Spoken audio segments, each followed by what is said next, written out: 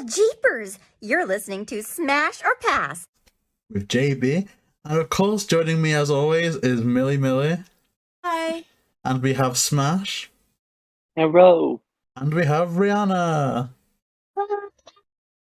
So today we are going to be discussing Scooby Doo and the Curse of the Lake Monster, which is a very fun one and a very popular one that we've been speaking about for a while now. So of course this stars Kate Melton as Daphne, Robbie Amell as Fred, Frank Welker as Scooby, Nick Palatas as Shaggy, and Hayley Kiyoko, I don't know how to pronounce that, as Velma. I probably did ruin that, so I am very sorry to any Hayley Kiyoko fans, but you know what, forgive me, I've got problems.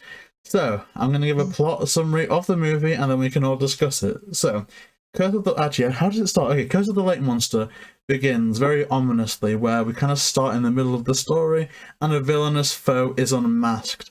From there, we go a bit backwards in time, or is it? Yeah, it's backwards in time, and Shaggy cannot wait for school to be out for summer, which of course it is, leading the lovable Mystery Inc.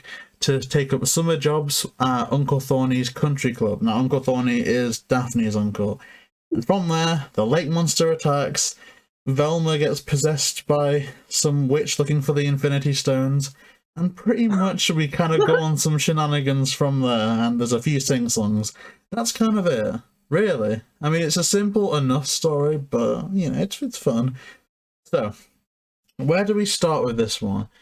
I guess we should start with the opening scene, because I personally think that they kind of give away the plot twist quite early on, and it's quite obvious. But I guess when watching this for the first time, did you pick up on the fact that Velma was missing, and so it was likely them? And we can start with Rhianna. Oh gosh, okay. I'm just like, I was preparing to go second or third or last. Okay. Yeah, not today. So, I do really like this movie, and for some...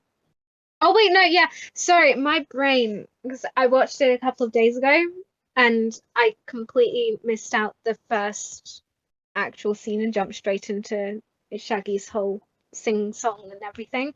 But yeah, I think when I first watched this, it was on Boomerang, and I believe it was a Saturday, and I was jumping up and down because I was really excited because it's a new Scooby Doo movie.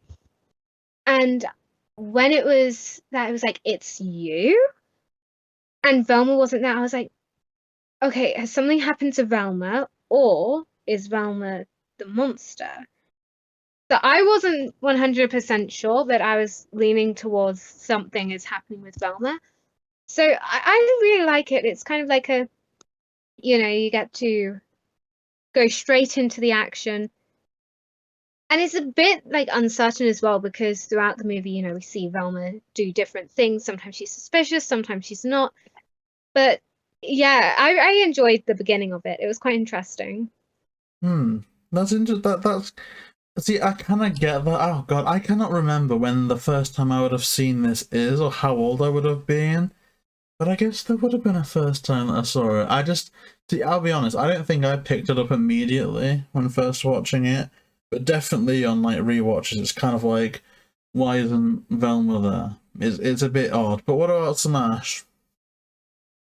This opening honestly kind of gives me similar vibes to the 2002 one. I said Just that because didn't I say that to you, JayBee? Yeah. About the music, and then like how there starts to be like this laughter track over the top of it as well. Yeah. But then I remember watching it for the first time, and this one was actually kind of like a weird one when I was watching, because it premiered here on Cartoon Network first, and at the time I was watching our neighbor's dogs, but like they me to go over there and like spend an hour or so with them, and so like I watched like half of the movie at my house, and like during a commercial break, like ran over to their house and turned it on. Was like, "Hi dogs, I'm turning this on. Just sit with me." And so I don't know. I kind of was just like all over the place when I was watching this for the first time.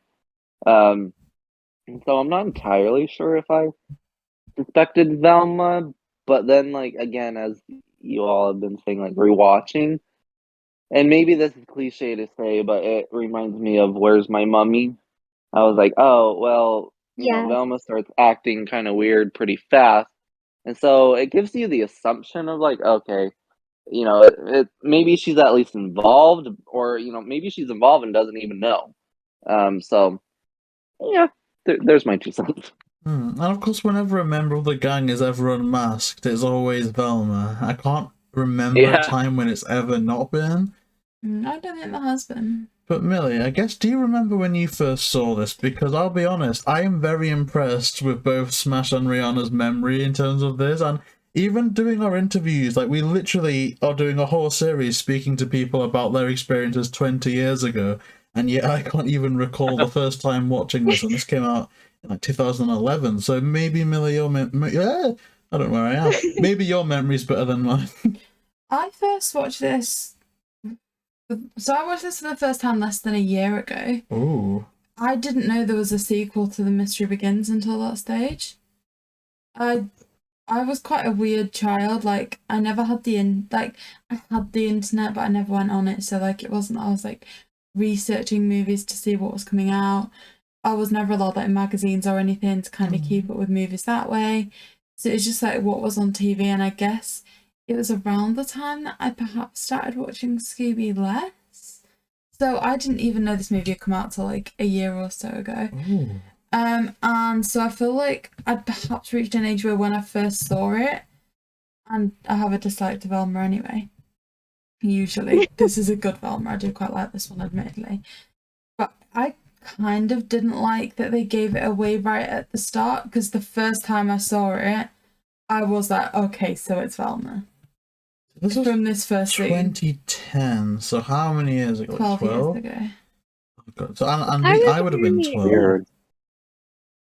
That explains it. Because I probably would have been slaying back when I was 12. So I don't know. Maybe I was busy, but God, that's a while ago now. I was literally thinking that this was maybe It's only like 6 literally half years our ago. lifetime ago.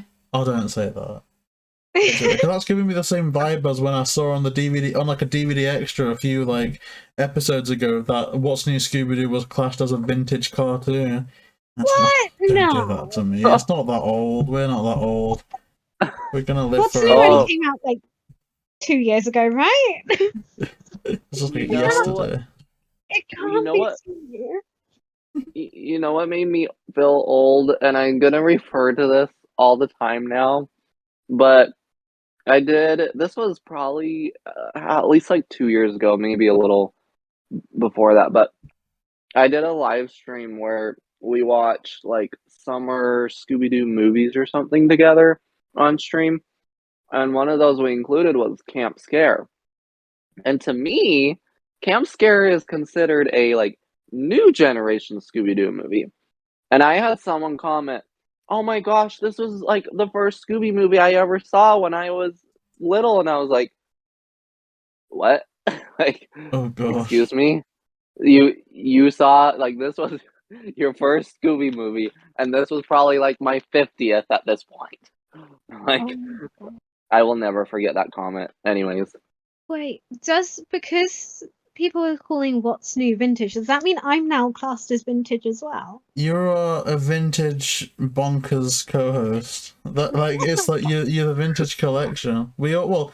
See, this is so weird though because we're almost, I guess, the young blood of the Scooby community, right? Because everyone else is kind of old. Well, no, not old. Like compared to us, like they're not 20, but we're kind of like the young blood, and we're feeling this way. So God knows how everyone else feels. Because I mean, my back's already the back of an 80-year-old. I don't know what I'm doing.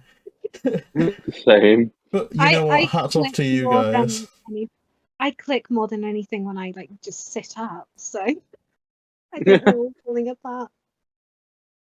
We are. Well, oh God. See, this is so weird because like smASH was saying with Camp Scare, literally, say a movie like that is going to be someone's first movie. So if you think, like, if we all get kids or whatever, like, their first Scooby movie could be one that's not even out yet. And then I'm going to feel really old. I think life is just about feeling older. But I think that's also good, because I reckon when I get grey hair, I'm going to be dilfing. So I'm looking forward to it. So I guess back to the movie at hand. Yeah, I suppose, well, yeah. We're now at the bit where Shaggy's sat in the classroom wanting it to be summer. And I was getting High School Musical 2 vibes so much here. Like, when he's, like, start watching at the clock, I was literally hearing the summer chant in my head.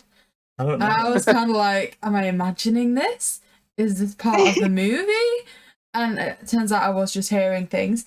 But, like, how they start, like, having a party outside straight after as well, I was like, this is very high. And to go and work at a country club as well for the summer.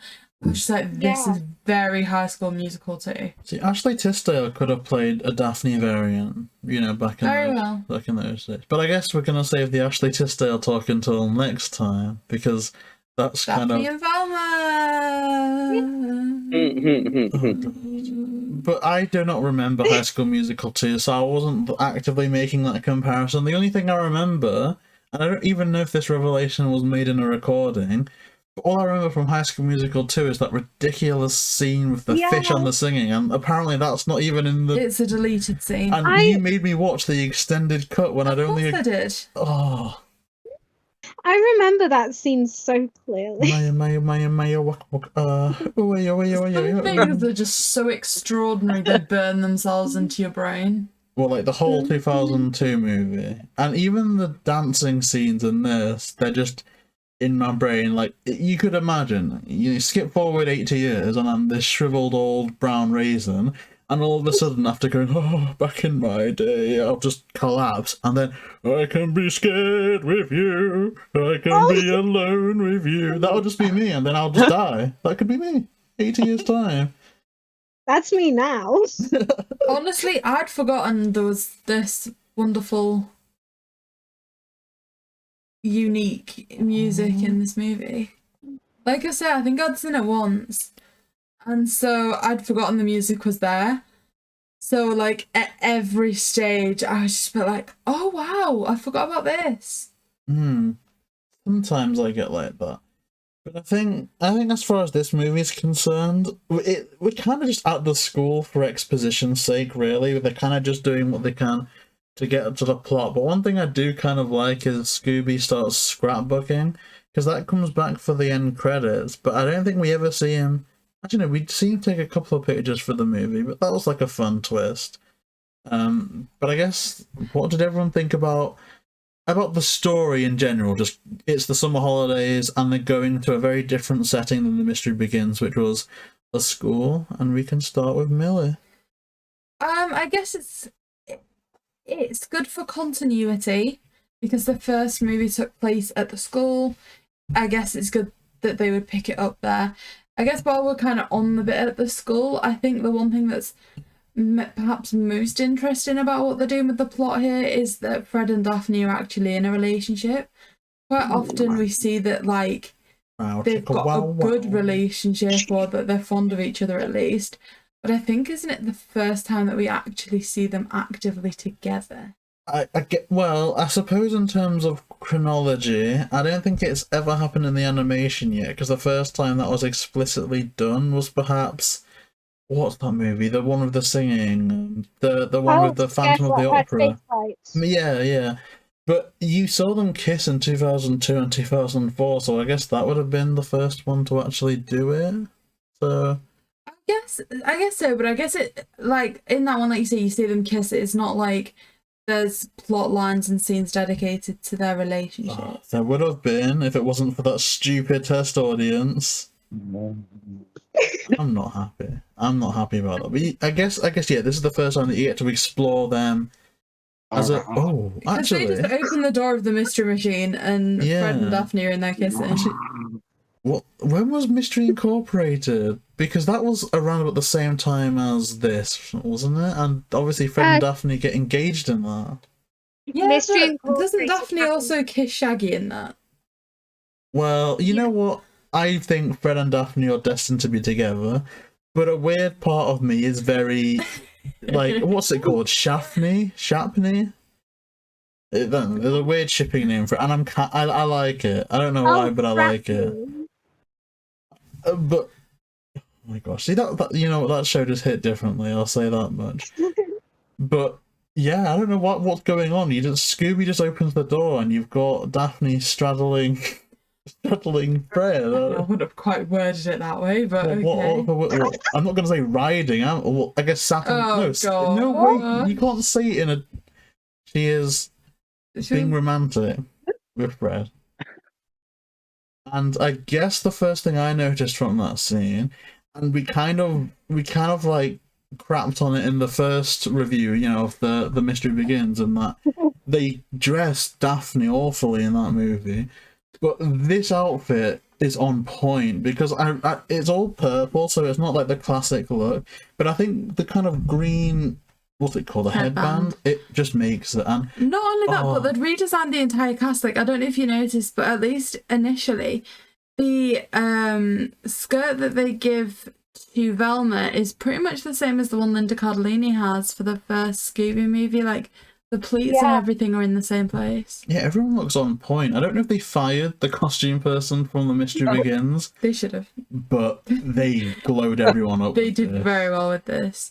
And even, like, we're saying that, like, Fred's outfits had an improvement as well. Like, there was certain things. They did this with Freddie Prinze Jr., where, like, because they didn't want to have the ascot straight away, they had almost like an orange line on the inside of their t-shirts and things like that. And they did that with one of Robbie Amell's outfits here as well.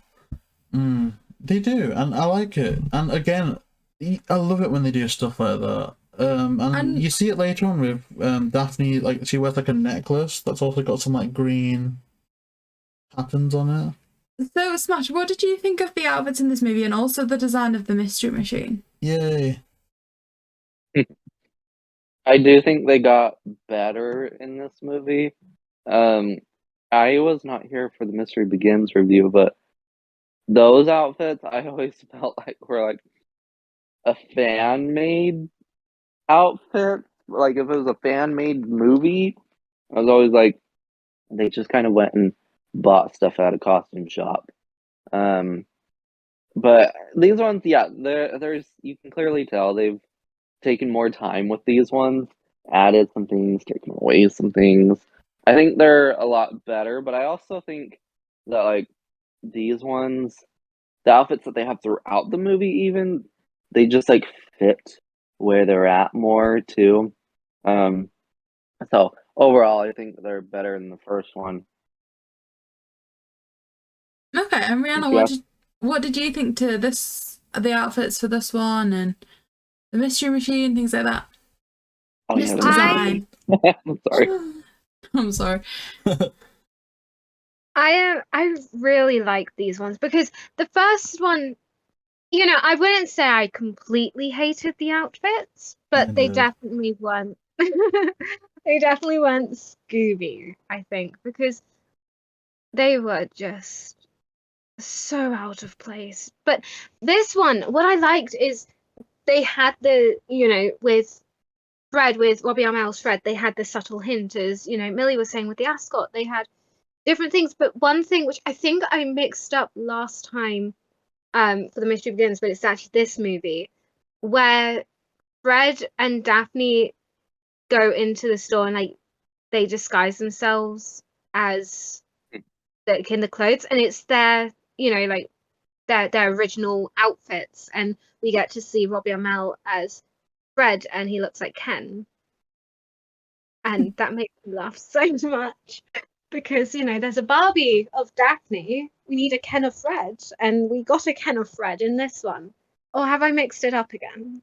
I think I'm no. I think it's Yeah. No, I mean, yeah, like you say, it is this movie where they do that, but I think, and like Smash was saying that it was almost like a costume shop for before, I so get that vibe with this because it's literally like they've tried to make it as like costume looking as possible. Like you were saying, he looked like a Ken doll. The wig was very obvious.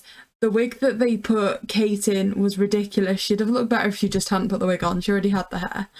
Oh yeah. Whereas obviously it was a really good quarter, like the thing with Amell where he was, I want to say, the first non-blonde Fred. The first, Yeah. oh yeah, the first one that they allowed him to be that way. But yeah, it's just so cool. I think every Daphne outfit in this is paying. The Shaggy, you can't really miss Shaggy up, right? Like, Well, they did last time. They put him in like a blue t-shirt at stages. Oh yeah. And it was like, it's the first people to ever get Shaggy's outfit wrong. Luckily, Nick Palatas is just incredible, so it didn't matter regardless. Their acting could have carried them off in like any outfit. It wasn't a problem, but... Yeah, I want to find out. I really should have done research, actually, because that's the one thing that I really didn't like about The Mystery Begins that's corrected here. I probably should have done a bit of research into that. But oh my gosh, the Mystery Machine. I think it was so cool to see that, because we just get teased about it at the end of Mystery Begins. You see them decorating it. But here it just looks so good. I think it would be unfair to compare it to the 2002 and 2004 film, because I think that was very much its own thing. It was its own stylized look, whereas this, they were almost trying to get the original design from the Where Are You series and just make it a real car, and I think they succeed in that completely. I just wonder what happened to it. Like, it must be somewhere. I hope they didn't scrap it. I'm gonna ask, but I would pay thousands. I would. Can we? Okay, I'll agree to not get a dog for an extra 2-3 years if we can get a Mystery Machine. Milly. Is that a deal? No. No. One thing that I liked about this that kind of continued on from the last movie is I feel like looking at it, it kind of was like they painted it themselves. Like the colours weren't as bold, like the green and that kind of thing. Yeah. It was a bit paler. It looked more kind of hand done and kind of, I don't know, just like fitting with the plot a bit. It was a quick turnaround with this movie and the last movie. I'm wondering if they did just use the same type of car or like what they created, because it would have been a bit weird to get a Mystery Machine in the last one, design it and spend all the money on it, scrap it and then do that all again. But I don't know. Okay, so now the bit where they are driving up to Uncle Thorny's place near the lake. I guess here's a question that I've got for Smash. Is Punch Buggy an actual thing that happens in America, or what is it? That's the one thing that I don't get about this. Are they just It's smacking not each just in other? America. There's this thing in the UK, right, where like people hit each other when they see a yellow car. Really? What? Oh, yeah. Oh my gosh. I've been on school trips where like whenever the school bus goes past like a yellow car, there's two kids that are like hitting each other. I guess I went to private school. We weren't going around hitting each other. So like, Are you oh kidding my me? god! Oh my god! Oh my god! Oh my god! Right, What happened when Josh hurt you, JayBee? Yeah, that was self-defense. That was self-defense. You Can I can't just say, sit there and say you went to private school and no one hit each other when you nearly broke a guy's nose. No, I did break them, Oh but they my were God. attacking me. They were attacking me. I wasn't gonna Can I go just say, Punch Buggy Green.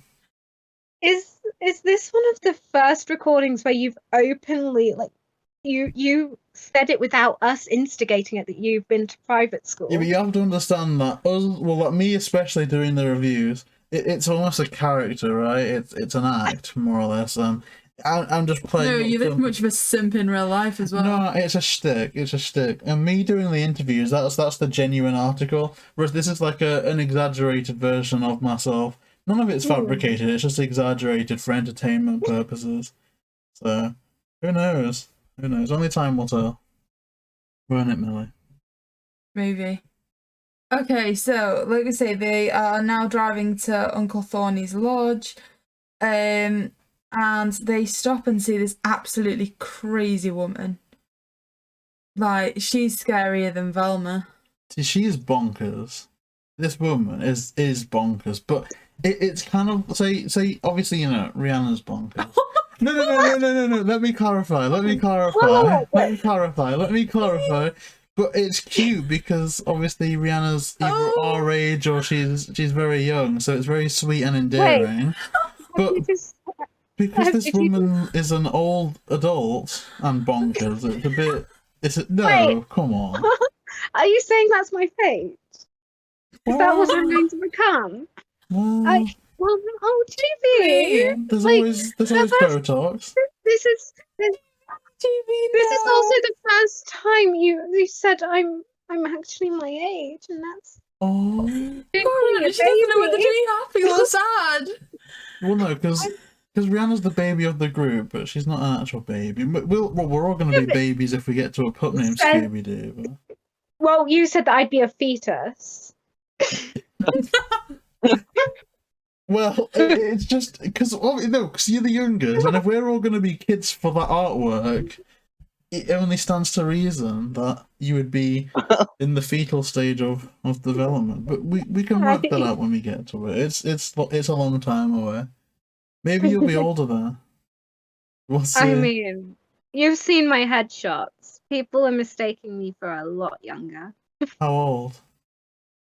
One person said, number 22 and 28. People are saying, "Oh, you look like you're only let's say 12, if that." And I'm like, "I'm 20." I'm like, okay. And then there's you, JayBee, who said I look 6. JayBee's never been very good with ages. He told my mum when she was 65 that he thought she was 80. No, I didn't. I said she looked like Judi Dench. Do you know how old Judi Dench is? Judi Dench is a very regal-looking woman. She may be, but when you say that to a 65-year-old, she's going to get very upset. I thought it was a compliment, because Judi Dench is a nice-looking woman. Yes, you also told her that she was like the queen, and again, age difference isn't too complimentary. Maybe. I mean, I will say I took it as a compliment because I look like looking very young and being mistaken for younger. I very much appreciate it. Aww. Well, that's sweet. And you know what? It will be a blessing, because there's a lot of people that wish that they looked a bit younger. I wish I looked how I did at 17. Because that, oh my god. Like, you don't even, oh, no. You wouldn't even, oh god. Jesus. What did everyone think to Uncle Thorny? Let's He start with reminds SMASH. me of someone I know. Oh. Not personally. I meant like I've seen him in other stuff, and so I couldn't get it out of my head. But can I remember now? No. Interesting. I've got a question for everyone. Do you guys know what I'd be called if I was Daphne's uncle? I hate you, JayBee. JayBee! Go on, guess. Uncle JayBee. Yeah. How did you know? Because it's your name, and I like that. I you're respect uncle. that. I respect that. You're a good one. So, Uncle Thorny, Thorntonly Dale Blake, I think. The fourth or fifth. Fourth. Oh my god. He was played by what's his face? Not Seth MacFarlane. Ed McKinley. Yeah, and he was in a show that I was recently recommended where he plays a very different character. I thought he was fine. You know, he was funny. I thought he did a great job with what he had. And I think it's always cool to explore Daphne's relatives, because we kind of got a hint at her parents in The Mystery Begins. They've got quite a lot of money and stuff, and it very much seems like that runs in the family, because you've got Uncle Thorny with the country club, and I don't know. I like them. I like them a lot. It's Milly. So I just found where I remember him from. Oh. He was in an episode of Wizards of Waverly Place beforehand, and that's where I was like, I'm stuck on you in that. Maybe he met Selena Gomez. He did. Can you imagine that? You get paid to meet Selena Gomez and Kate Melton. Why did I study law for 4 years? Tell me, Milly. Because you'd have got a restraining order if you were doing what you wanted to be doing. What's that then? And I don't know why I said that like it was a singular and not plural. What, as in multiple restraining orders? Yes. Yeah. I think that's wholly inaccurate. I don't. In fact, I think that's slander against my character. No, it's JayBee? accurate towards your character.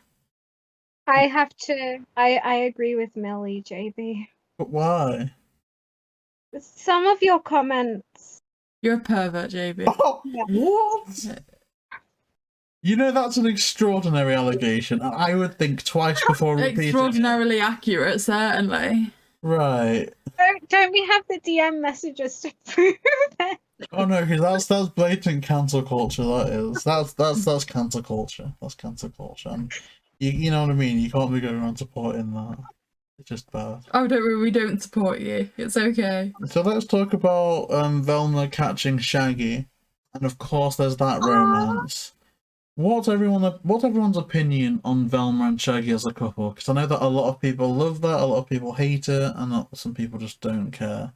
And we can start with, I guess, our resident Velma expert, Rhianna. Is that what I am now? Yeah. That's what that Audrey Wasilewski said. I mean, on the artwork, JayBee like requested that you were made Velma, so you are literally our Velma. It was a coincidence, but it was a very happy coincidence. And we haven't revealed the artwork. Well, have we by now? No, we haven't. So well done, Milly. To be revealed. Teaser trailer. Audrey actually messaged me and said I looked adorable in my Velma costume, and that made my whole life. Like, I can die happily, but I'm not going to die. So I found their relationship so cute. I know I'm possibly in a bit of a minority because I know a lot of people. I guess what's it called? What do the kids nowadays call it? Like shipping them with someone else? Yeah, the OTP. I love their dynamic. Something about them, because it's kind of cute. The really tall, scraggly, shaggy guy and the nerd who's a know-it-all is trying to teach a guy who doesn't really know it all. And it's like, I don't know, I like food groups, I think their relationship is very much like Marmite. You either love it or you hate it, and I'm one that loves it because the way she like caught him was so cute, and it's like usually it's the man catching the girl, but showing that nerds can be strong, so I'm all for it. So yeah, and also by the light of the silvery moon, that song. I like that. That's pretty good. And I guess what about our resident Shaggy expert, Smash? Yeah, now I'm gonna sound like a jerk after what Rhianna just said. Because here I am, Mystery Incorporated ruined their relationship for me. I was like, after Mystery Inc., I don't want to see it. I don't want to try it. Just stop. And then after, my thing with this movie too, though, with this relationship, is Shaggy's purely basing it on the same thing that happened to Fred and Daphne, so it must be love. And I was like, no, Shaggy, just move on. I don't know. I'm the negative person. I never liked it. I didn't care for it. I could remove it from this movie entirely. See, I like the contrasting opinions, because one thing that I cannot stand when listening to review things is when everyone's kind of got the same opinion, and it's kind of like, you may as well just be one host speaking to a wall if everyone's going to have the same opinion, so I do like that. I've certainly missed this, where me and Smash can have a negative opinion and agree on that together. Oh, crap. Because I, agree that it's probably... Mystery Incorporated got very annoying. Velma was, just unbearable. And I kind of find the same here. It's Velma's fault again. That, I just think Shaggy is so cute. He is so sweet about it. Shaggy deserves better. Absolutely adorable. Justice for Shaggy. And then Velma's just so annoying. Shaggy just deserves better. So much better. And yeah, I just feel like in both it's something that could work if Velma was different. I mean, Sorry, Rhianna. I'm gonna step in and be somewhat diplomatic, but also kind of give my own opinion. So my thing is, I do not hate the relationship between Shaggy and Velma at all. Even in the wider Scooby universe, like Mystery Incorporated and everything, my only issue is simply that there's things that I prefer that they haven't really explored to the full extent. So Shaggy and Velma is fine, but I prefer Shaggy with, say, someone like Crystal, Yeah. you know, or something like that. And again, And Velma with Seth Green. Velma is great in her own right. You know, she's a valuable member of the team. But I would like to see a storyline where Warner Brothers actually grows the clackers and pairs her up with hot dog water, or even at least feelings for Daphne. And so there's so many other routes that they could have gone that I'm kind of like, it's fine, and obviously it's a great character development for both of them because they realise that they're better off as friends, and there's some really cute moments there to explore. It's just thinking about the wider Scooby universe, it's like so far down my list of pairings that I'd want to see that it just falls within that realm where it's there, but I'm not really backing it fully. And just for the fun of it, I'm gonna start an argument with JayBee. Oh. I also, like Smash was saying, like, they are just like, Shaggy's kind of like, oh, because this happened with Fred and Daphne, that means it's great. Fred and Daphne have a terrible relationship in this movie. Yeah. They should not be together in this movie at all. Like, it's ridiculous. They are constantly, like, arguing, trying to make each other jealous. Like,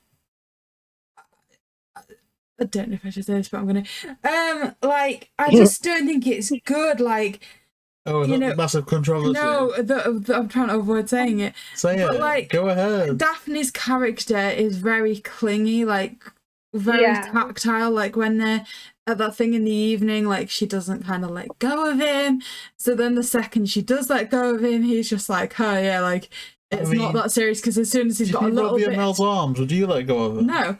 As soon as he's got a little bit of breathing space, he's needing more than just a little bit of breathing space. So he's just like, oh yeah, it's not serious. Like he's almost trying to like breathe almost. It comes across as a very unhealthy relationship in itself. So I wouldn't say that either one of the relationships in this movie is particularly good. Can I quickly bounce off of that? There's a TV show, well, it's a cartoon called Winx Club. It's like fairy. Oh my gosh! Okay, I'm really excited now because I know you know it. And so there's two characters, Riven and Musa. They are like in and out of a relationship, and it reminds me so much of Daphne and Fred in this movie because they're constantly arguing. And I mean, Musa wasn't like clingy and everything, but it just didn't work out. Like they were cute together, but it was like, no, not the writing ruined the relationship, and it. Oh yeah. Just reminds me of that so much. Wait, no, sod that, Millie. Don't you? Oh, okay. Let's bring a different fandom into this because I'm not taking this crap from you today.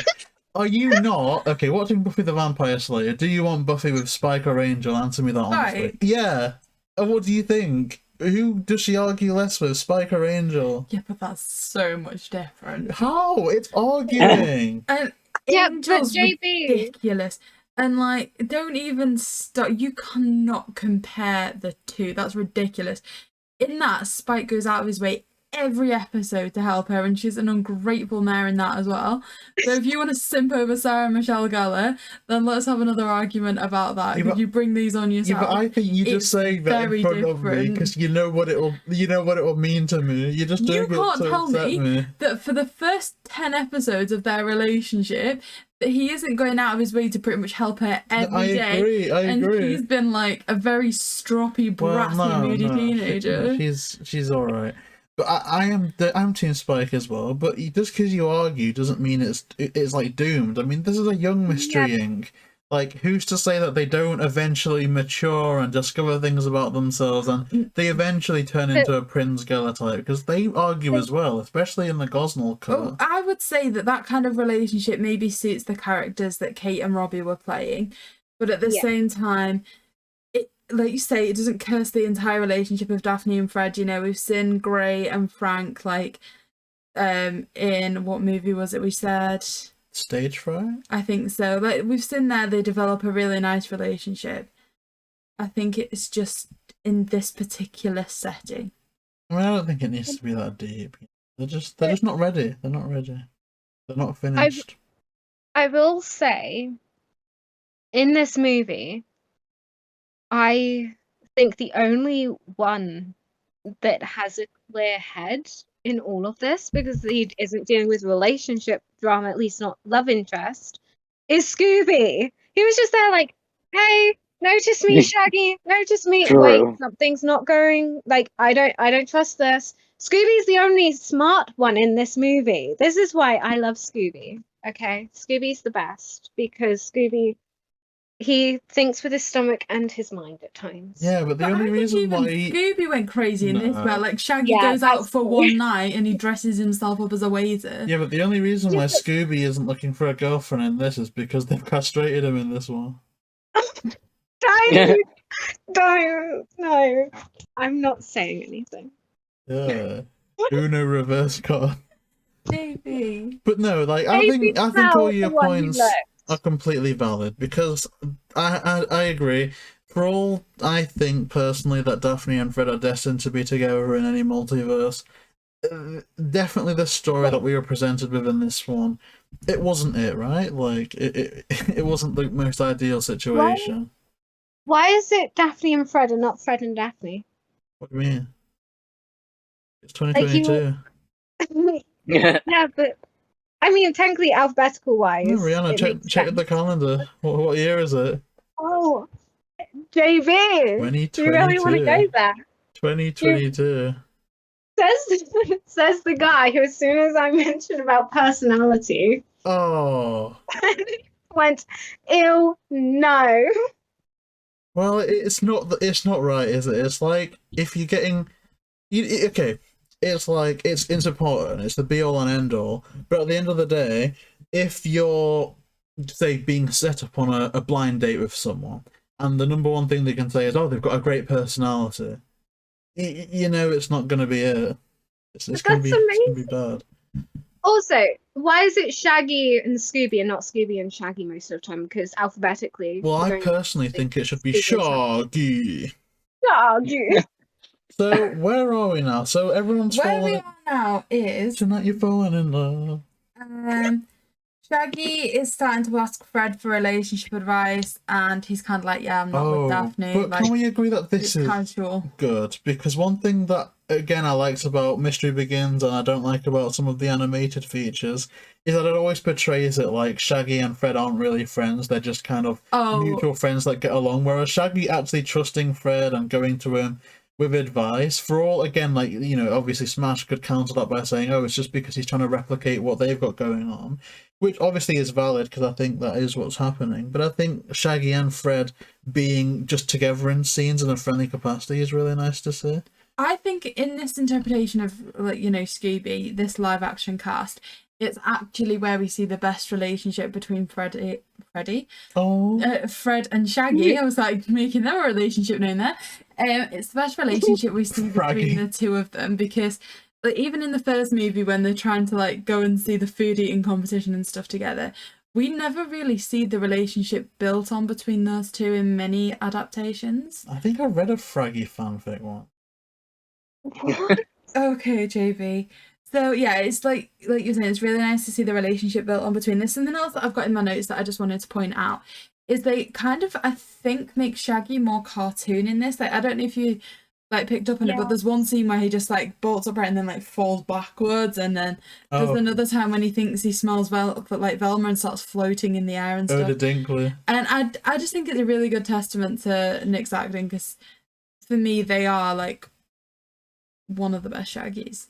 Oh, I agree. Like, again, I think we said this last time. If that Lillard ever decides to retire, I would urge Warner Brothers to give that Palatas a call. Like, I'm genuinely torn between Lillard and Palatas as the best Shaggies. I'm not going to say I'm torn, necessarily, but I don't know, I almost kind of feel sorry for Palatas, because I think that because obviously that Lillard's young, right? And unless they replace him, when like, in our lifetime at least, I don't see us getting another Shaggy, right? Like if he goes on for as long as Frank Welker has, I don't know if we're gonna get another Shaggy anytime soon. But then who else would replace them? Because a lot of the voices for Shaggy would have bitten the dust before Matthew Lillard retires. So we're literally just stuck with Palatas, which I think would be great. Or you could do it, Millie. You want to be Shaggy?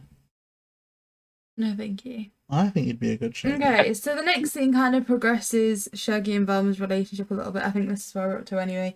Where they go for a walk on the beach. And he's trying to be really sweet and interact with her, trying to be interested in whatever she's saying that nobody understands. And she just ignores him and then finds the moonstone and like walks off and starts to feel ill. And she just comes across as really mean. Yeah. Yeah. See, this is so weird. I feel like I'm just constantly in a state of being contrarian because I always take an opportunity to disrespect Velma and kind of discredit her, but now hearing everyone else, I'm kind of like trying to find an out for her. In that You're just happy it's not Kate Micucci. What? Oh yeah, I'm happy it isn't Kate Micucci. I think I'd rather Boris Johnson than Kate Micucci. What?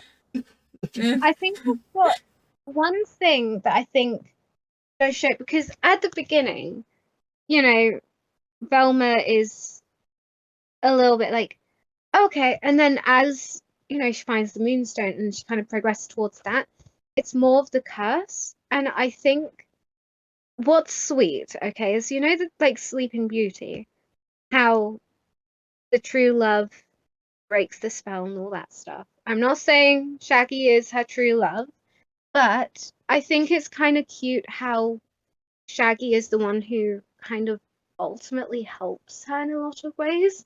Because even if love-wise it doesn't go on, friendship-wise that will always be there binding them together, which is really sweet. Yeah, I think we could all do that for each other, couldn't we? You know, in a friendship where, well, not me and you, Millie. That would be a different way. Well, well, I mean, SMASH is, you know.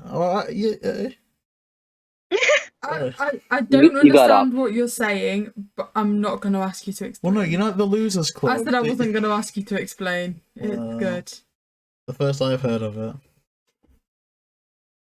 Okay, so I think we're now at the formal outfits bit, where they're all in the marquee, and I'm going to allow JayBee 10 seconds to simp. Oh my gosh, okay. This isn't a great adaptation of Daphne's outfit, but this kind of formal wear for Daphne is just so amazing. I think the costume designer did an amazing job.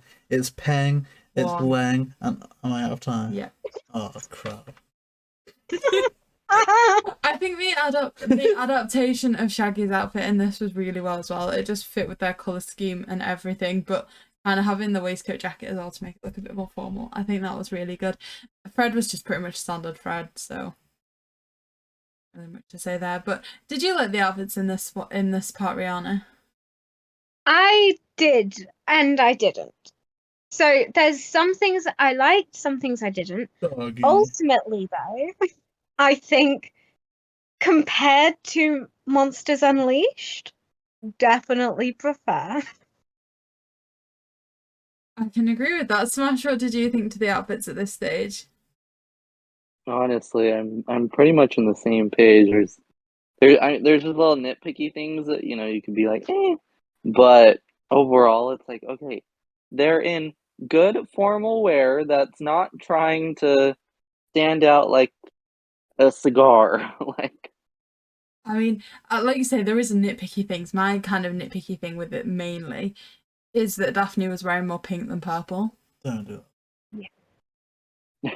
And I was like, well, JayBee, you're like simping over the outfit, but if we're being really specific here, that's pink. I just think you're a very biased person.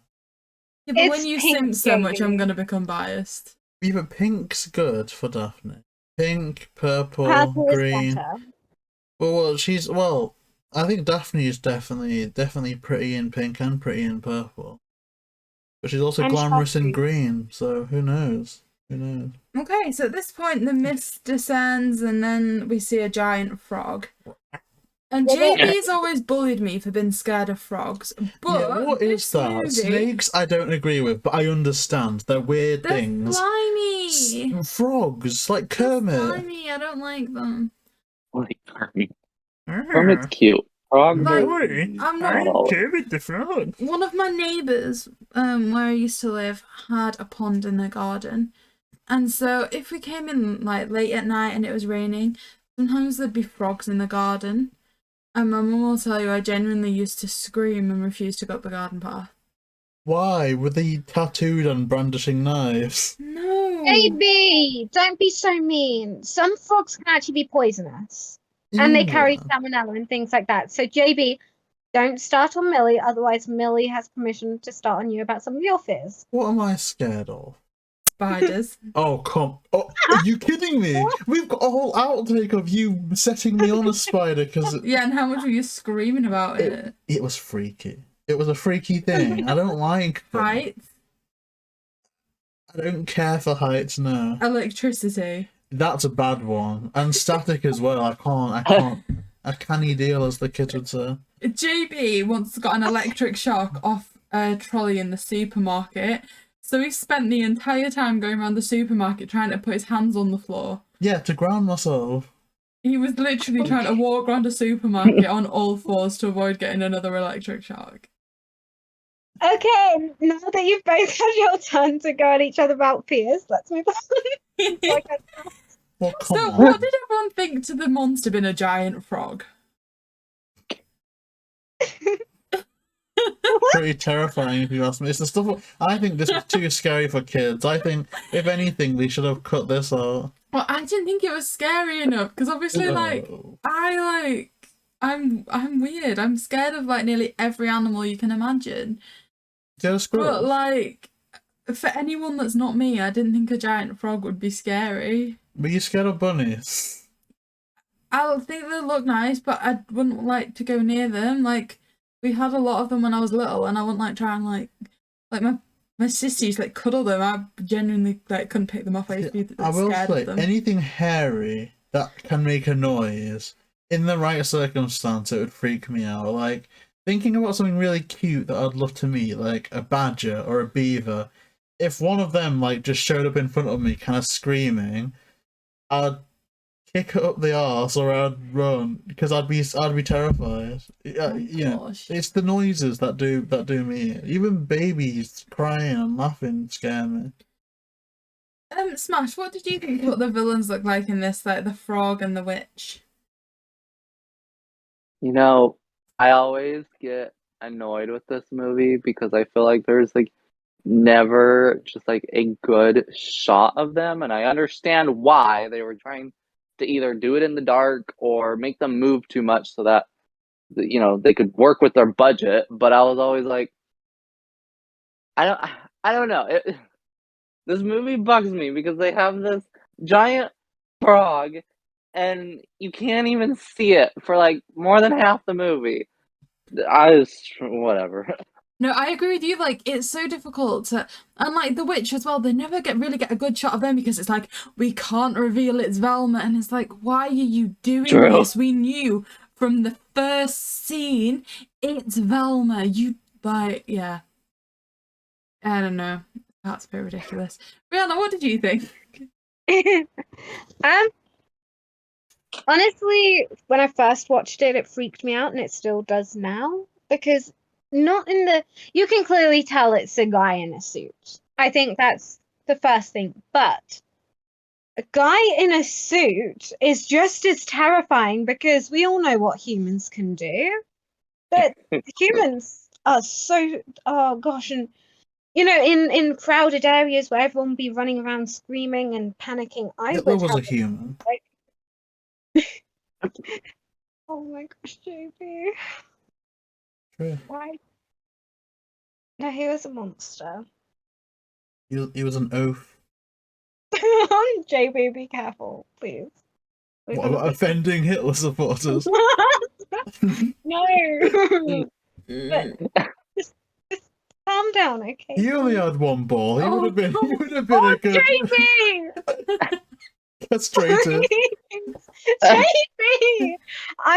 Oh god, I'm going to scream in a minute because Oh, Rhianna. it was okay, but when this comes out, everyone who watched that review, okay, I just state the obvious, and I've spoken to several people who have watched it, and they were just there in that Mystery Incorporated series pilot. So, people, please tell me, am I in the wrong for saying what I did, or is JayBee in the wrong? Oh no, for you're not in the constantly wrong. mentioning You're not it? in the wrong. I think it was delightful, and in fact, I think that that's one of the main reasons that that was such a successful review. Like genuinely, not even kidding. Because- To That. be fair, it's nearly our most viewed Scooby video. Oh my god. Nearly. But genuinely, it's It's the like most entertaining part in terms of like humor of that video. And this is kind of like a comedy podcast, right? It's a review, but it isn't serious. It's not like, oh yes, the lighting in this shot was great, and oh, that performance was positively Academy Award winning. Like it's not like that. We just banter. So it was a very successful part of that review, and I thank you, Rhianna. Is that why you Need keep to watch mentioning that. it? Because It is. It's funny. It's very funny. Yeah. I can't seem to live it down because everyone mentions it to me. And I'm worried about future interviews if they watch it and they'll be like, oh, you're the girl who mentioned about how Scooby hadn't been castrated. So what, you think you're gonna rock up to Hollywood and the Brothers Warner's gonna be so Yeah. in the 15th of June 2022 or whatever the heck it was, you mentioned Scooby's balls. Do you think that this is becoming of a future Academy Award nominee? I think and I think you're going to allow me to say this, I could be incorrect because I don't know if you've announced it at this point, so I'm very sorry, JayBee. It's I not think good. she's more thinking about tomorrow's interviews. Tomorrow. What's happening to... Yeah. Days. Well, we don't know that yet, so just come on, let's not get into this. But if we do interview anyone from that series, what's it gonna be? It's gonna be funny because at the end of the day, it's what everyone mentioned. It's what made us stand out. And shamefully, it wasn't me, Witten. Really, it should be because I'm the Shamefully. big daddy. But You're pervert. Don't worry, JayBee. Yeah, exactly. You bring the simping and we bring the quality. no, I bring the funk. I bring Yeah, the you do funk. smell, I'll admit that, but Okay. Blast. Well, let's move on because we all love you, JayBee. I'm joking. thank you. I love everyone here too, and I think this is fantastic because I think it's good to have fun. It's good to have fun. And my next question is this where's the lake? Because to me it always looks more like a beach. And it looks like there's a current coming in. Like it doesn't look like a lake in that the water would be quite still. Like there's it looks like there's a tide, right? Well, Yeah. it's based on Lake Erie, if I'm not believe, hence Erie Point, and that's one of the four Great Lakes of Canada. There's Lake Erie, Lake Superior, Lake Ontario, and another lake You that I think can't you're remember. superior, you little show off listing these No, things. because I've been to Lake Erie, and obviously I've got a very rude story about Lake Erie that I'm not going to get into. I don't know this story, do I? Well, I'm not even hinting at it because it is genuinely, with that. No, I'm not. I can't. Okay, let's not get into that. But yeah, Lake Erie very much was a beach. However, I genuinely cannot speak to there being a tide or a current or anything like that. So definitely lakes can be quite beach centric, but I'm not sure where they filmed this one. I think Vancouver or something. Fun fact about lakes, bull sharks, which are one of the most dangerous sharks, can swim in lakes as well as seawater, so freshwater and seawater. So you could be eaten by a shark in a lake. So never feel like you're safe, people, because you could be taken under by a bull shark at any moment. If a lake's shallow, can't you just smack it one? No, because they're huge and they're fast and dangerous. I'd deck it, I would.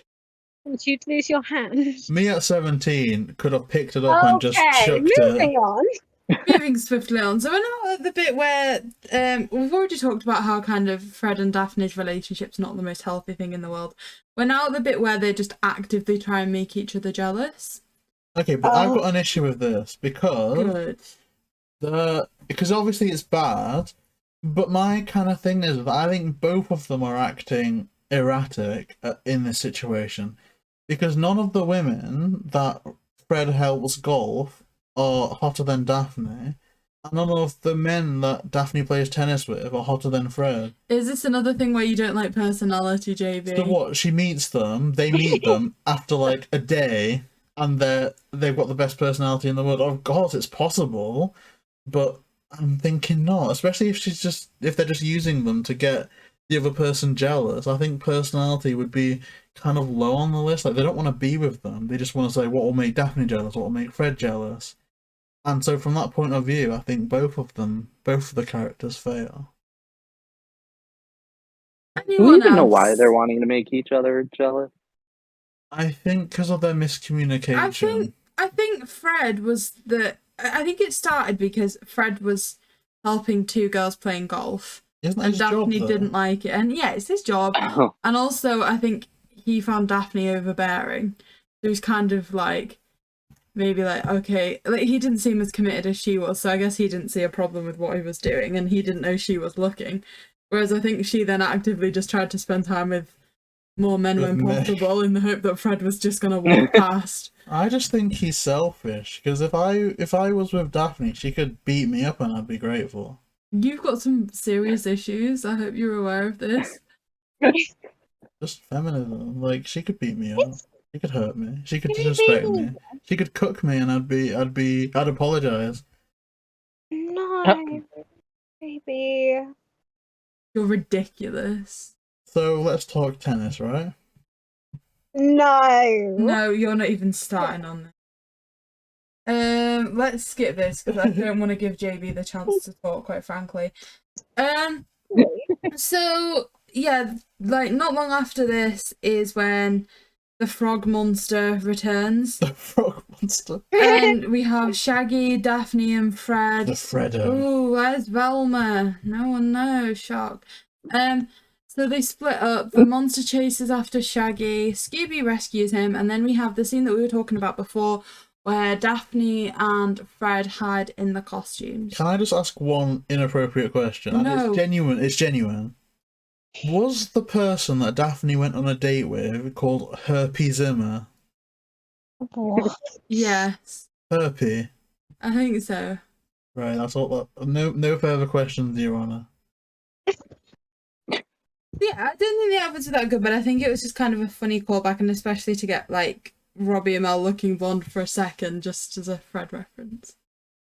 If anything, just to justify the fact that they didn't make him dye his hair blonde, because it did look a bit out of place. I thought it looked fine. It didn't look. I mean, come on. Freddie Prinze Jr.'s hair in the first one looked good, but what the hell was his haircut in the second one? Like, people thought that it would meant to have improved in the second one. Like, it's like, you know, the third, or is it the third? The third Harry Potter, when everyone's hair just goes crazy. Oh, that's the fourth one, the Goblet of Fire, where they all have really long hair. That's what that's like. And I can't talk now because my hair's crazy, but I think that the wig didn't look worse than Prinze Jr.'s hair in the second. I can't talk either. I don't think I've cut my hair for over a year. Yeah, but you don't need to, do you? Well, you were... Yeah. Yours isn't that bad though, although yeah. Well, actually, in my mother's religion, if I was raised under that regiment, it would be a sin for me to cut my hair. So I'm praising the Sikh lords. So yeah, you're welcome, Sikh lords. Don't send me to Sikh hell. So the next part of the movie I want to talk about is when Shaggy and Velma were going on their date. I think it was really cute, Shaggy making the effort beforehand, really sweet. And Scooby was obviously kind of like, what do I do? I'm not used to being away from Shaggy. And so like it was kind of sad that they were getting ready too, not understanding. But Velma, this is like a very good look for Velma. Yeah, I love it. I just don't understand what the necklace was. It looked a bit out of place. It did, but it was clear they'd made an effort. Yeah. So you respect that after they've been so horrible about initially being asked on a date. Well, it was a cute scene, and interestingly enough, one thing I noticed personally is when all like the Shaggy and Velma scenes were going on, the music that David Newman composed actually stands out an awful lot for me. Not as much as the first two films, but definitely more than The Mystery Begins. I did really like it, especially the kind of piano rendition. I kind of noticed weird stuff like that, but for all he doesn't remember doing this music, I did like a few of his pieces in this film in particular. What about you, Millie? Did you notice them? Because you're not a music person, because I'm just weird with music. Did you notice? I only noticed the opening music, whereas Smash said it was like, okay, this is like 2002. That was it. Oh, did you notice the music, Smash? It's been minutes since I've seen this movie, so I can't remember. I remember the scene, but not the music. What about Rhianna? I'm like you, JayBee. I really pay attention to music. I think it's because, I play so many instruments, and music theory to me is a lot of my life. So I really liked it because it was so, I don't know how to describe it. It was just amazing. Like the whole movie score, and even, the songs that they picked, I think suited this movie, and they really just capture Scooby Doo because, Scooby Doo is weird and wacky. The songs don't usually make sense, but in this it did. And, I'm just, my mind though, I think of the instrumental scores, and then my mind just goes straight to By the Light of the Silvery Moon. And I Well, love that song so much. they even do like the kind of main score from the first two films in this. Like, there's like a scene where when they first go into like the lake or into the cave after the scuba diving, for like a brief moment you hear and then that's kind of the only time that it plays. But I did love that a lot. Like, oh, I die. I need to speak to David Newman again, but I want to like attach him to a memory scanner, so I can just pick his brain, because I think that would be amazing. So, Millie, move us on. Where are we? I don't know, that's what I was going to ask you. What did we last discuss? I mean, The date. Okay. Is this before or after? Did we just skip out Light of the Silvery Moon? I feel like we did, yes. I guess let's talk music and then we'll move on from the date. Let's talk Light of the Silvery Moon. Now, this is weird, I'm not gonna lie, because it's so different from what we saw in any of the other live action films. It's very out of nowhere. But I kind of like it for that reason, because it's so obscure that it sticks out in your mind. And they don't do a bad job of it. Like, it's not done for, like, cringe sake. Like, they actually take it very seriously, which, but what it is, I don't know, I can't describe it. I don't know who made the decision on that. Probably Brian Levant, but I like it a lot. And the dedication that they put into all the costumes. And I think when I watched the behind the scenes, they all went into, like, a music studio. So they definitely put some effort into the music scenes. I guess now we're just talking about the Light of the Silvery Moon part. Again, Millie, as a non-music person, what do you kind of think about that section? I don't think my issues with it is that I'm a non-music person. I think it's that I'm a very, like, boring person when it comes to movies and stuff like that. In that I guess I found it slightly disjointed. Like, I guess I would select movies that have a kind of continuous story, if that makes sense. Not that this didn't have a continuous story, but like there was bits dropped into this movie that kind of it wasn't like part of the plot, if that makes sense. Like, it wasn't stuff that was happening, it was like little cutscenes to different things. Does that make sense, JayBee? I like it, yeah. Yeah, because I think it was even a last minute thing that they added in, and then they integrated it. So yeah, I get what you mean. What about Smash? Fun. I thought it was fun. I'm a sucker for any type of like musical moments, and not that this movie really is a musical, but I don't know. I find the simple pleasure in like musical sequences. I agree with that. I agree with that. And what about for Rhianna? Because I know that like Rhianna was kind of really into this scene. So I guess can you tell us why? Maybe something that you thought could have been better. I don't know. Just you can give your piece about this section if you wish. Okay, so fun little fact, I know when they recorded all of the music video, well, the music, the songs and stuff, they actually went to David Newman's house and recorded there. So that's a little behind the scenes thing that I found out. And this, The Light of the Silvery Moon is a song that actually I really love and feel connected to. I don't know why, but every time I listen to it, I just get goosebumps and it just makes me feel really happy inside. And I love how, it was just Shaggy singing, swooning, like the four, like the barbershop quartets. It reminded me of that at stages. And then when there was the whole, they kind of like started rocking out. So it was just seeing someone take what I mean, it's not really classical, but a great piece of music that's slow, kind of like Elvis Presley's Can't Help Falling in Love. It's so interesting to see it be taken through different genres, and they did that so well because they could have destroyed a song. There's so many covers out there nowadays of different songs, and it's like, why have you just started rapping in it? There wasn't any rap. Why have you gone and really slowed it down and started doing these riffs that aren't needed? You're not Ariana Grande, people. But they didn't do that. They just kept it simple. They took it through. What I would say, how I would describe it in a few words, is in every single song, they took it through the musical history along with Scooby Doo throughout the eras since Scooby Doo started. That's how I would describe it. They went through the disco stage, they went through, the barbershop quartet stage, they went through the modern day rock stage, everything. So that's how I would describe it, is that I feel like it was a tribute to music from all ages, from the late 60s to 2010. I wanted I like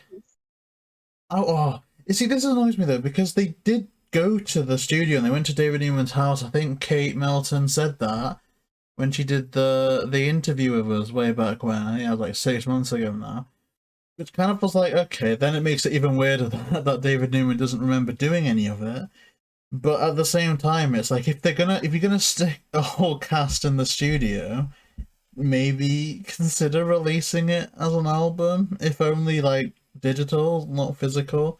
Because some of these pieces, for all they're not like I say, they're not trying to, chart or anything. They're not trying to make a special edition where they're going to make it like a collectible vinyl record. But definitely there's some fun pieces here.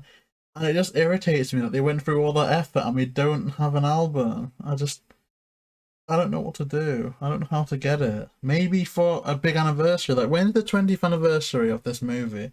This is 2010, so 2030. I'll be dead by then. I mean, I think we can establish from the lack of news with 2002 that Warner Brothers are not going to do anything for a 20th anniversary for this either. It's a shame. They don't do anything. Why do they literally don't do anything? But I guess that was that, and we were on about, what else were we on about? So we said we were going to talk about after Shaggy and Velma's date. Yeah. So obviously, Velma gets spooked by the fire, and then I think we then cut to Daphne and Fred on the SS Daphne, no? Yeah, so Daphne realises that there was some paint on the outfit that matched the colour of the boat. So they then go there, where they get locked into part of a cabin and nearly drowned, but Fred saves them. Yeah, and this is where they break up now, when they're about to drown. So that's when they decide to part ways there, and like Fred has that kind of rant where he's breaking through the glass.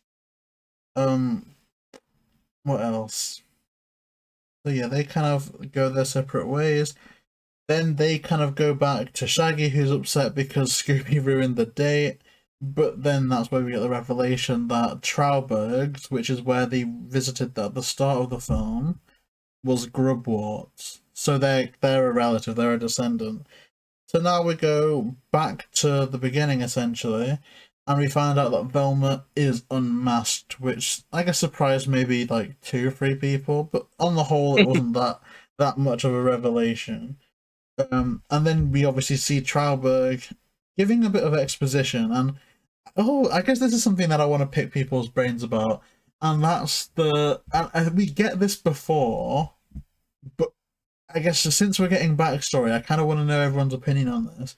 What does everyone think about the black and white flashbacks? And anyone can start, because I'm kind of getting a bit giddy. Oh, fine. That's my contribution, though, fine. I thought it was cool. It gave me kind of Zombie Island vibes when they're explaining what happened at the beginning of the island. Yeah, I see that, because it's similar, right? The settlers, and then there's kind of people on that land already. I almost thought it was the Wonder Grub War in that scene. Maybe looked almost too freaky. I don't know. And oh my gosh, the horse scene as well. It's very horror. I wonder, and it's not like heavy horror, but it definitely had those horror tropes. And I'm thinking like maybe Brian Levant did something with like a horror movie, but I thought it was really cool. I'd want to see a prequel about Wonder Grubwort just terrorizing this town of simple farmers. I'd love to see that. But what did you think, Rhianna? I liked it. It was really cool. You know, it's I like how they experimented with things, and it was kind of creepy, to be honest. So I guess moving on, Wonder Grubwort's descendant has scuba gear, and they're no, Millie. Oh, Millie. God. Millie. As if you actually wrote that. Are you kidding me? Millie, I need my right. You're not even. See, this is my prompt. I'm not saying this stuff. It's just my prompt, so I know what my mindset is. I don't think you need that as a prompt. The top of this page of JayBee's notes says Daphne has a sexy wetsuit. It is a sexy wetsuit. Is it JayBee! not? I wasn't volunteering that information. Why do you need to write this down? It's my personal notes. It's not that personal now. No, that's private information that you've leaked. So yeah, Daphne gets the sexy wetsuit, and they go into the cave. Now, why have you done that? So I guess. Oh god, this wasn't meant to be part of the show. I don't know why you've done that. But I guess this is the part where we get our payoff to By the Light of the Silvery Moon, where Shaggy sings that to Velma, and eventually Velma snaps out of it and snaps Wonder Grubwort's staff. From there, Scooby kind of just thwarts Wonder Grubwort, and all the frogs turn into little frogs, and yeah, you've upset me, Mel. Not the one who was writing that someone was wearing a sexy wetsuit, JayBee. It was you that did that. You upset yourself. Yeah, but I wasn't the one that gave her a sexy wetsuit. I wasn't the costume designer. I mean, it's just a standard wetsuit. They've not done anything special. It's lame. But, yeah. No, you say something though, because you can move us on. Or maybe Rhianna can move us on. You? What? Me? Why am I being dragged into this? JayBee, just refocus. You've got your notes in front of you. Come on. Okay, let's talk about the kiss between the kiss between Velma and Shaggy. Go, Rhianna.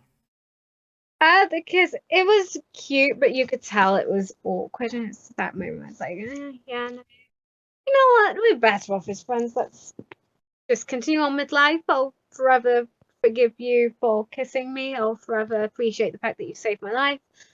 Let's move on with it. But the thing is like, it's still cute because, you know, whether you love Velma and Shaggy together or you hate them, it was such a cute moment. And yeah, I think that's all I have to say about it. Although I will say one thing, that I think it may be just because of how close the cast was, but I feel like in this movie, Daphne had more respect and was closer to Shaggy in the scenes where they were together. Shaggy. I mean, Shaggy. I didn't really notice that, I guess, because I mean, I don't know, maybe I don't know. But I did really like how it was Daphne that was supporting Shaggy, like, oh, kiss her already and stuff. But I don't know, I kind of feel like we should have got more of a resolution to why they didn't work out rather than that one kiss. Because I want to say that No you can't chemistry. really tell. Like, can you tell from one kiss? Like, I don't know. I mean, I'm not the love doctor, but I'm gonna say the chemistry is more than just that. But I don't know. What did you think about the scene smash? Even though I don't love them together, I'm in the same boat. I was like, it was a cute moment, but awkward at the same time. But I get what you're saying, Rhianna. I do see, Daphne, like Shaggy's character, having a lot of on-camera chemistry, and that's, yeah, from what we know behind the scenes and stuff, like, it makes sense. So I think it was fair for Daphne to be the one that was like, oh, just do it already. I think JayBee is unromantic. I think that you can like tell chemistry, and clearly it wasn't there. So yeah, it was a bit awkward. Well, I don't know if just one kiss will tell you, because surely it's about the emotion more than the physical, right? Just say you're unromantic. Oh, if you I'd say properly you're an unromantic simp if I was to If you- explain you in 2 words. no, but like, if you properly vibe with someone, then that shouldn't matter, right? Because then what's anything? You're just going purely on the physical, and when you go purely Who was it that was saying that looks were everything not 10 minutes ago? yeah, but looks and physical are not the same. Like, and I'm not going into detail about that because that's not a discussion that I want to get involved with. But you know what I mean? Like say you could be with Britney Spears and that's great, but you might not like certain things about Britney Spears in certain aspects. Like, it's different, and obviously, Poor JB's been put off ever since I read his note about a sexy wetsuit. well, and obviously things are going to change. Like, I have never once looked at an old woman and gone, oh yeah, look at that, that's great. So one day, I mean, you Millie, said unspeakable no, I can't repeat that. one day, I'm not saying that. one day you're gonna be Millie, like, and I love you, but one day, chances are you are gonna be haggy, baggy, and saggy, as am I. And at no point then are we gonna go, oh, Surgery is a beautiful thing. let's just break up. Like, we won't do that because it's just part of it. And so I'm thinking, like, even if okay, no, stop. Let me rephrase things. Okay, and you can answer this properly because let's not joke. Say if I went to battle, right? Oh, Say if there was a war in India and I got called back to service, I got on my magic carpet and I was flying and I was shooting the enemy, and I fell off the magic carpet. And I'll lose everything except my brain. And so you I don't just have one of them to begin and with. so I just become a computer saying, hey Millie, I'm JB and I'm the same as I am, but I'm just a TV. So you can't kiss me, you can't do anything. Do you leave me? No. Exactly, that's what I'm saying. That's my only point. A plankton type of relationship. Yeah, the computer wife. I could be your Wi-Fi wifey. No, I think I'd prefer that because I could mute you. No, that's okay. Oh no, I'm not even going to talk about. I was just thinking, Stephen Hawking got married. JB. Well, I'm just saying it's Progress. Okay. In my opinion, you cannot tell by that because if it's the physical, if your partner gets disabled or loses bits and bobs, you won't tell. And so, if you got disabled, Millie, I'd stay with you. You tell me. No, I've never once. You know that I've said that if you got blown to bits, I'd stay with you. Okay, yeah. Continue. Oh, right. So Uncle Thorny is really happy because they've got a load of new customers, and they gift Mystery Inc., well, I guess the future Mystery Inc., a small loan of $10,000, which is Is that a loan? pretty good. So they're going to get incorporated, which is the best thing in the world. And then Uncle Thorny goes to play around with his lady friend, which is awesome, because he's an international playboy, don't you know? This Uncle Thorny. You reckon Uncle Thorny might be a bit, you know?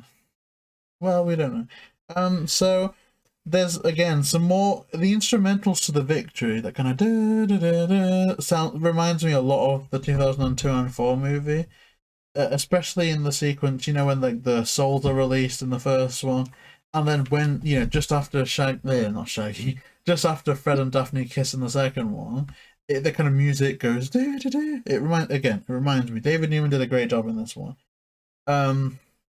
But then Scooby feels left out when they're all doing a group hug, and then Shaggy catches Scooby, and they fall in love. And I think this is where I'm going to start to kind of realign my opinions, perhaps more to everyone else's, in that I think it's great that now that we see that there's a type of falling in love that isn't necessarily romantic, but very platonic. It's a friendship, and obviously Scooby and Shaggy are always going to be best friends, but this is like the origin of why that happened, which I think is because they're all, you know, better off as friends, like we've established in this movie, and so it was good to then get a resolution that wasn't a romantic one. So that was amazing. And then of course there is an iconic musical number, which is "I Can Be Scared with You," and oh yes, I can be scared. oh Rhianna, what did you think about that whole musical sequence? Again, I love Oh it. crap! I need to hide my notes. No! So, Why say you need to hide your No! Give it back! Get off! Come on, Jamie, it's entertainment purposes. We all need to know what they say now you've said that. No, because Where are we? no, Rhianna, please continue. I can be Oh, scared. yeah. This one. No, it isn't that one. It isn't. Kate as Velma is still Lang. What the heck? What even is Lang? Jesus. JayBee! Where are we? I don't see anything else interesting. Yeah, that I that's can good. tell you So about. give it back to me. Oh, All these outfits Really? need to be made into Funko Pops. yeah, they do. They can be chasers. Funko soda chasers. Right, give me the notes. This is bullying. This is like taking a kid's Milly. diary in school and reading out the entries. I thought Milly. there was something that you like Can we admit written that was this? inappropriate, but I can't say anything. Can we admit this is bullying? No. Ellie, do you need to give it back to JayBee? Yeah. And JayBee, stop being a simp. It's my private notes. No, it's okay. But, you know, And it's Okay. true. Tattie's like joining in. She's Tatty like, agrees. Tatty knows that Kate Velma's lying. Right, let's continue. So I guess Rhianna, before Milly interrupted everyone, what's your opinion on "I Can Be Scared with You," the musical number as it appears in Scooby Doo and the Curse of the Lake Monster? I mean, I feel like I was just singing it really awfully whilst you two were going at it. So, I really, I hate giggling. Oh, Rhianna! I Why? Stop tickling my leg. Tickle you, that's ridiculous. What's What's wrong with you today? Are you okay? Not anymore. Not that you've read out my private notes. Oh my god. You know, like the whole "I can be scared with you," like that whole, oh gosh, I love it so much. And again, I feel like it was just taking us through the history of Scooby Doo music, everything just evolving in this movie. I love it. You know, it was so good. And you know, I love how they incorporated different things. See what I did there? Because it's a mystery incorporated. Oh, Um, JayBee. I I like that a lot. Mystery Incorporated. Genuinely scared me. That was like an outburst.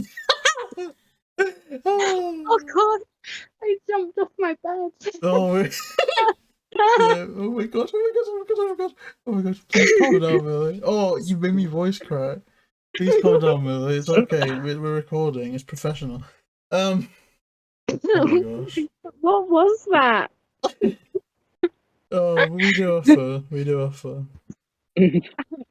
But yeah, I love it so much, and I want to learn how to roller skate, I think, and post it on Instagram.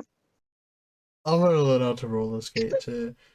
I saw the behind the scenes, and apparently, Kate was the only one that didn't know how to roller skate. Yeah. So they put her on kind of Like a disc and yeah, spun it's around like on it. you know those things that you can get. What are they called? It's like a makeup bag, and you open them, and a ballerina's doing a little jig. Oh, like a jewelry box. Oh. I don't know what it. I don't know what it like a Music music box, jewelry box. box. But she looked like that, and I think they should have sold one of Kate Melton spinning in a jewelry box, and I would have used that to store all my little crazy bones or my pens, pencils, anything really. I'd love to get one. Maybe I I'll have an commission idea one. I'll share afterwards. Oh, Rhianna. Well, I think you're very good, Rhianna, and I like all your knowledge. That's the thing. And I think we all should learn to roller skate, because if there's one scene from Scooby that I would love for us all to recreate in our own fashion, it would be this musical number, because I'd want to wear I'm the suit. Daphne in the artwork, so I don't need to learn to roller skate. Good point. Good point. Have fun, you three. And you've also got tattooed fans. Well, who am I? You're meant to be Fred, according to art. That means that I'm a wad. Say that. We both have similar minds. I was watching that the other. Oh, such a. Oh, I'm rewatching. Oh my gosh. So I guess Smash, what did you think about the kind of crazy and wacky musical number at the end of this movie? This is more so the song that I think of with this movie. And I think on the DVD actually, it's this part and maybe some other parts are extended versions of the songs compared to what they aired on TV when it premiered. And so I always just think of the funny things that they added on the DVD compared to what was originally premiered. That's interesting. I did not know that. I don't think I caught it when it was premiering. Maybe I first got introduced to it on the DVD, but of course we've got some cameos such as the Ghost Clown, the Witch Doctor, and it was just fantastic. And you know, I guess the end credits or the scrapbook, and again, I love the music that played in the end credits. But I think that kind of brings this to a close. I can't think of anything else that we can say except for verdicts. And and I don't know who. As always, we're starting with JayBee. So here's the thing. I'm a simple man. I see a sexy You're gonna website. start with Off that. the end. I say smash. No, I'm just kidding. So this was just a lot of fun. I think that this was perhaps, again with The Mystery Begins, the closest to an actual adaptation of the original show that we're gonna get. Like, again, 2002 movie is my baby. I absolutely adore it. But it definitely is its own thing, you know. It doesn't really try and adapt anything from the show. Whereas I think The Mystery Begins and Curse of the Lake Monster is leaning into that a bit more. Maybe for the worst, maybe for the best on some aspects of things. But really, I can't think of a complaint that I've got with Curse of the Lake Monster, besides the fact that, yet again, Scooby kind of looks awful, especially compared to the 2002 and 4 movie. But I think that's just budget, and that obviously isn't the production team's fault, it's no one in the movie's fault, it just is what it is. I think they probably did the best with what they had. I adore Curse of the Lake Monster, and I think I actually prefer it to The Mystery Begins, which again I think is a very unpopular opinion. But yeah, I'm definitely gonna smash the Lake Monster, not literally, because that'd be a bit sus.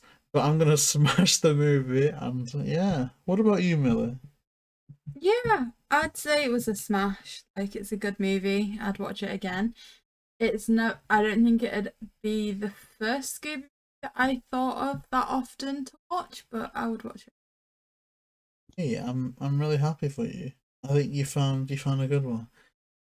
I mean, I think that so far, all 4 of the live action movies Oh god. so far.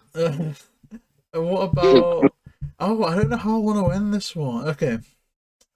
Smash. Would you smash or pass Curse of the Lake Monster? Mhm. I'm gonna be honest. Oh my Yay, go This smash! is this is in my top 5 least favorite Scooby movie, What? and for 2 reasons. One, I can't stand the B plot of Velma and Shaggy. If that was gone, I would maybe like it more. I can't stand Fred and Daphne's bantering. I'm like, at this point, just break up. I can't. And then I will say, like, as much as it's just a frog monster, I thought the monster was fun. Was it scary? At times it can be, but I think for me the highlight of the movie is like Shaggy and the monster. Scooby pisses me off in this movie too. I'm like, Scooby, you should have just stayed home. If you're gonna be this pity about it, go home.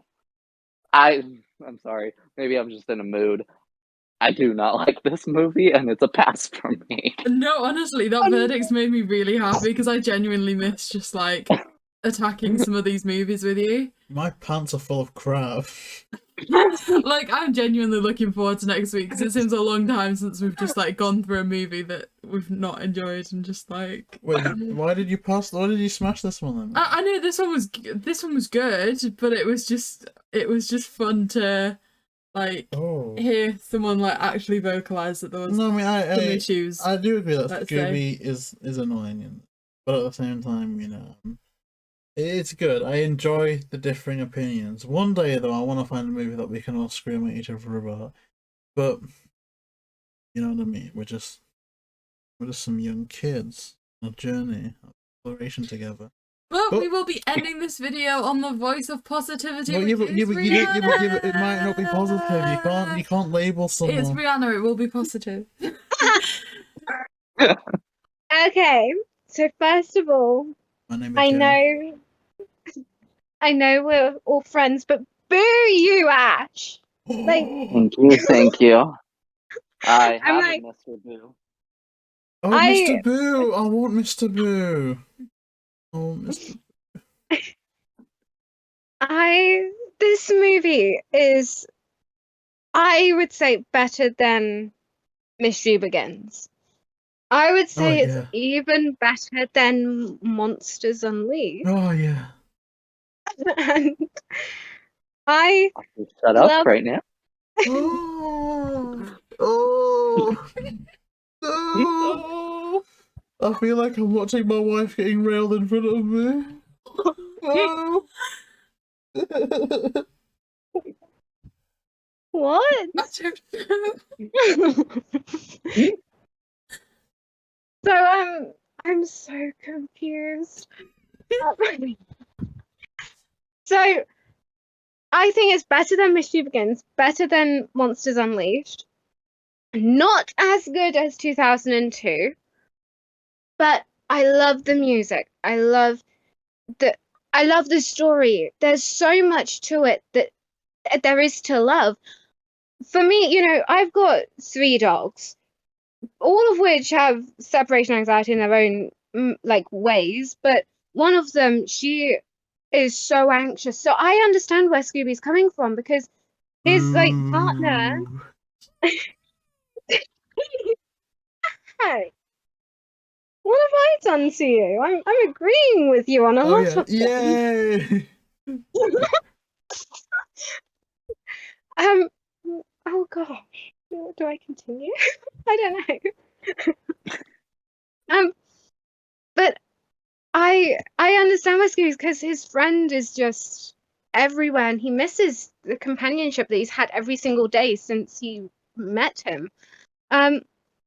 Yeah, the whole situation with Fred and Daphne was annoying, but at the end of the day, you know, we know that they're gonna be together. That I think they tried playing on the jealousy too much, but you know, it didn't ruin the movie for me. It added that little bit because it reminded me of High School Musical too, with Sharpay and Troy. So, you know, and the other one, Gabriella, that's her name. Like that whole situation. I just go back to the light of the silvery moon. So for me, it's a smash, and I will watch it not tonight because I'm going to watch Scooby Natural, but probably Watch tomorrow Endgame. night I'm going to be watching it because I like this movie, and anyone who doesn't like this movie can fight me. Oh, I thought you were going to say something else then. I thought we completely corrupted you into the dark side there. Did you not think for a minute there? Anyone who doesn't like this can F off. I didn't say F. I said F. Well, no, I didn't say F. I was going to say fight me, not. I don't swear, JayBee. You know that. No, there's no effing and jeffing and smash up this podcast. Except for the occasional. But I guess that's it. That's good. Definitely some contrasting opinions there. And you know what I mean? You love to see it at the end of the day because I think everyone's tastes are different. You know, for example, say I love the 2002 movie more than Monsters Unleashed. And that's the minority, you know. Smash loves Monsters Unleashed more than 2002, and that's the majority. I think most people would agree. Most people would agree with Smash, and definitely I can see where they're coming from. And say you, Millie, you hate the Alien Invaders movie, but to me in Smash, that's one of the ones that's really, really high up there. That being said, one of my favourites is Witch's Ghost, and of like that kind of era, which again is relatively controversial, but for me that was very good. Yeah, so it's always good to have these differing opinions, and you know, I think that's what makes us all human at the end of the day. And I think we're all just lucky to have found each other, and we can disagree on stuff like that. I'm still excited to see how much we all agree and disagree next week too with Daphne and Velma. Yeah, that's going to be an interesting one. I like you. I don't know what's going to happen. I'm scared. But I guess that's it. Now, community news, anything, JayBee? Oh god, we haven't done community news for a while. Since before the live action. Okay, don't shut me up. No, I'm thinking. So I guess the Funko sodas came out. They're cool. Again, yes, we did a review for the Mystery Incorporated fan series, which I would urge everyone listening to this to watch because it's amazing. I was just referring to it as the live action series. I didn't want to say fan series because I think like it is incredible. It really is. I think I preferred that Dade to that Amell. That I don't know how controversial that's going to end up being, but I do prefer that interpretation. And he looks like Chris Evans is awesome. Yeah.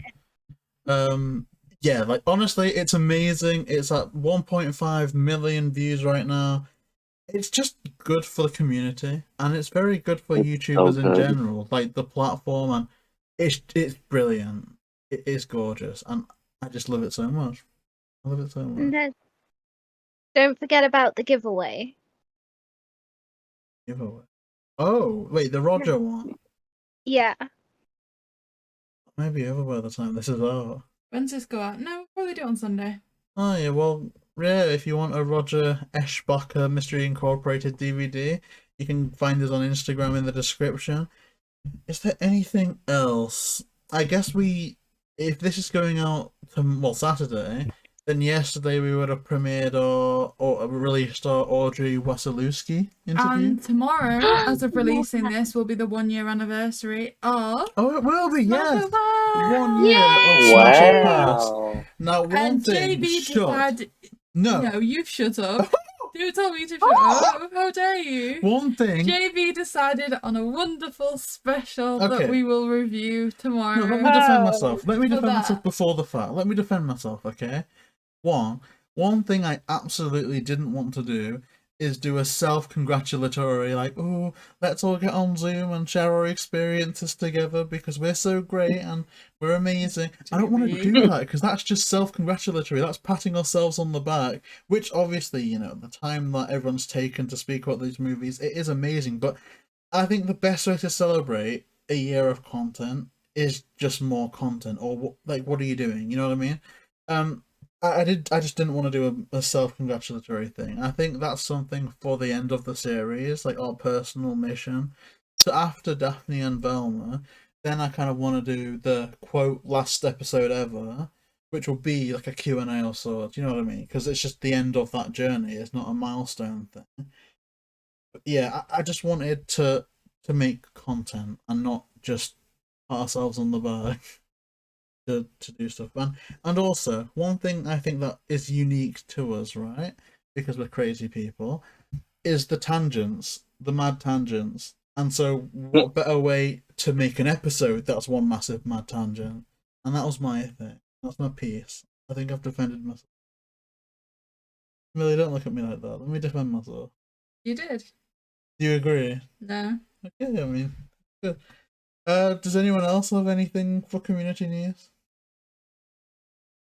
No. I guess that is it. So I guess that's been another episode of Smash or Pause podcast. You can find Smash's YouTube channel in the description down below. It's really cool, and there's been some amazing content going out there recently. Like, oh my gosh, there's just been so many and Jurassic things. If you love Jurassic World, you're excited for Dominion and stuff. So much cool content. Oh, I started playing Jurassic World Evolution, like restart, and I want to jump back into that, and I want the second one. Why is it not on the Switch? I need it to be on the Switch. And there's amazing things coming up for Jurassic World, and obviously, like, we're not going to cover it here. So if you want to see that, go to Smash's channel. And just amazing things that Smash does. Also, Rhianna's Instagram is going to be down there, so if you want to see Rhianna doing some awesome things, some Velma things maybe, or just some updates, like, who knows, like, the sky's the limit, really. Go see that, and our link tree is down below where we're going to be doing our thing. So yeah, if you do like that, then please like, comment, and subscribe, and we'll see you next time.